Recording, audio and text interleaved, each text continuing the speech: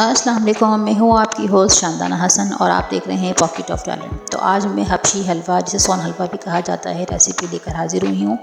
इसमें मैंने 1.5 किलो दूध लिया है, गर्म कर लिया है। जब ये ठंडा हो गया, जितना कि मैं अपनी उंगली बर्दाश्त कर सकूँ, तो इस पॉइंट पर मैंने 3 टेबल स्पून लेमन जूस के ऐड करने हैं। आप चाहें तो सिरका भी ऐड कर सकते हैं।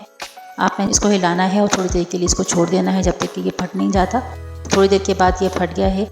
ये देखिए, इसके आप लम्स देख रहे होंगे, इसकी जो है थिकनेस बढ़ गई है, दही की तरह से कर्ड इसके बन गया है। इसके बाद मैंने फ्लेम ऑन कर दिया है। अभी देखिए पूरा अच्छी तरीके से ये फट गया है। इसको इतना पकाना है जब तक कि ये आधा न रह जाए।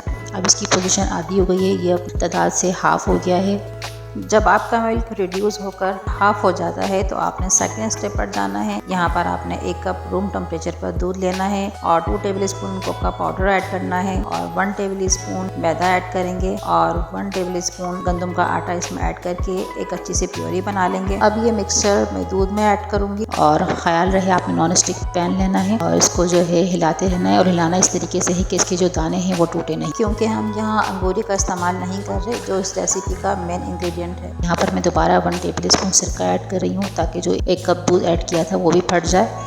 और यहाँ पर मैं बहुत एहतियात से इसको मिक्स कर रही हूँ। इस पोजीशन पे आने के बाद मैं 1 कप चीनी ऐड कर रही हूँ और इसको भी अच्छे से मेल्ट करूँगी। हलवा का टेक्सचर थोड़ा चेंज हो जाएगा, थोड़ा सा गुई गुई सा हो जाएगा। यहाँ पर मैं जो है बादाम, पिस्ते और अखरोट ऐड कर रही हूँ। ये मैं 2 हिस्सों में रख लिए हैं, एक हिस्सा मैं इसमें डाल दूँगी और एक हिस्सा मैं गार्निशिंग के वक्त ऐड करूँगी। ड्राई नट्स आप अपने टेस्ट के अकॉर्डिंग, अपने चॉइस के अकॉर्डिंग बढ़ा भी सकते हैं और स्किप भी कर सकते हैं, क्योंकि मुख्तलिफ फ्लेवर के सोन हलवे आते हैं। कुछ आलमंड के, कुछ लोग अखरोट का पसंद करते हैं। इसी तरह लोगों के टेस्ट के हिसाब से आप लोग ऐड कर सकते हैं। यहाँ पर लास्ट में अब जो है मैं 1/4 कप घी ऐड करूँगी और इसको साइडों से मैं हिलाती रहूँगी जब तक कि घी जो है ये अच्छे से सोख नहीं कर लेता और इसको अच्छे से भुनाई करनी है।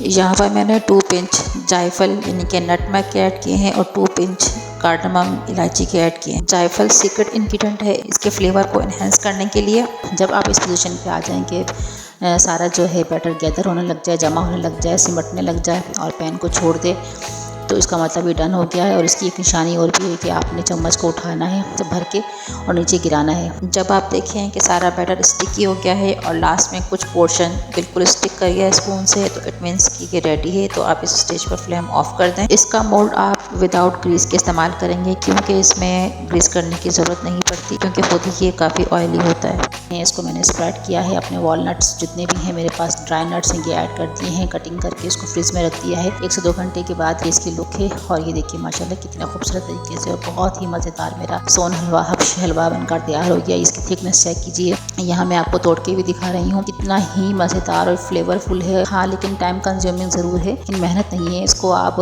चढ़ा के अपने बाकी काम भी निपटा सकते हैं। तो मुझे तो ये रेसिपी बहुत ही पसंद आई। उम्मीद करती हूँ आपको भी पसंद आई होगी। और इस स्टेज पे बिना कंजूसी के लाइक एंड सब्सक्राइब तो बनता है, तो ज़रूर कीजिएगा। मिलूंगी भी नई रेसिपी के साथ। अपना बहुत ज़्यादा ख्याल रखिएगा, दुआ में याद रखिएगा। अल्लाह निगहबान।